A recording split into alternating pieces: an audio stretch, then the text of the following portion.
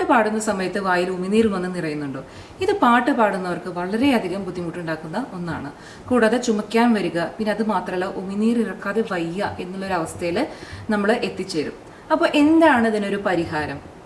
ആദ്യമായിട്ട് നമ്മൾ ചെയ്യേണ്ട കാര്യം സ്ട്രാറ്റജിക് സ്വോളോയിങ്, അതായത് മുന്നേ കൂട്ടി പ്രീ പ്ലാൻ ചെയ്ത് എവിടേക്കാണോ നമുക്ക് ഉമിനീർ ഇറക്കാനുള്ള ഒരു ഗ്യാപ്പ് ആ പാട്ടിൽ ഉള്ളത് എന്ന് ഐഡൻറ്റിഫൈ ചെയ്യുക.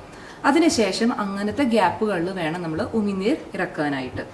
രണ്ടാമതായിട്ട് നമ്മൾ ശ്രദ്ധിക്കേണ്ട കാര്യം എന്ന് പറയുന്നത്, നമ്മൾ പാട്ട് പാടുമ്പോൾ നമ്മളിരിക്കുന്ന പോസ്ചർ ഒന്ന് കറക്റ്റ് ചെയ്യണം. നമ്മളിങ്ങനെ കുനിഞ്ഞുകൂടി വയറൊക്കെ ഇങ്ങനെ കംപ്രസ്ഡ് ആയിട്ട് ഇരുന്ന് കഴിഞ്ഞാൽ നമ്മൾ ആക്ച്വലി നമ്മുടെ ബോഡി ഒരു ഫ്ലൈറ്റ് ഓർ ഫൈറ്റ് മോഡിലേക്ക് പോവുകയാണ്. അതായത് പാട്ട് പാടുക എന്ന് പറയുന്നത് വളരെയധികം ബുദ്ധിമുട്ട് പിടിച്ചൊരു പണിയാണ് എന്നുള്ളൊരു മെസ്സേജാണ് നമ്മൾ നമ്മുടെ ശരീരത്തിന് കൊടുക്കുന്നത്.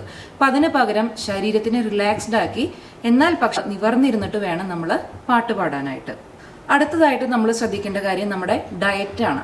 പാട്ട് പാടുന്നതിന് തൊട്ട് മുന്നായിട്ട് ഡയറി ഐറ്റംസ്, അതുപോലെ എക്സസീവ് ആയിട്ടുള്ള ഷുഗറി ഐറ്റംസ്, കഫീനുള്ള ഐറ്റംസ്, കാപ്പി, ചായ, പിന്നെ ആൽക്കഹോൾ എന്നീ ഐറ്റംസ് പാടെ ഒഴിവാക്കണം.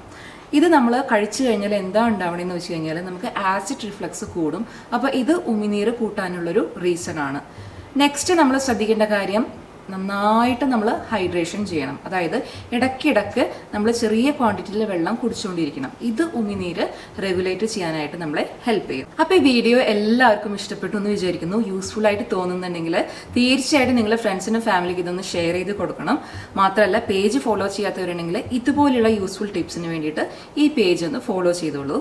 താങ്ക്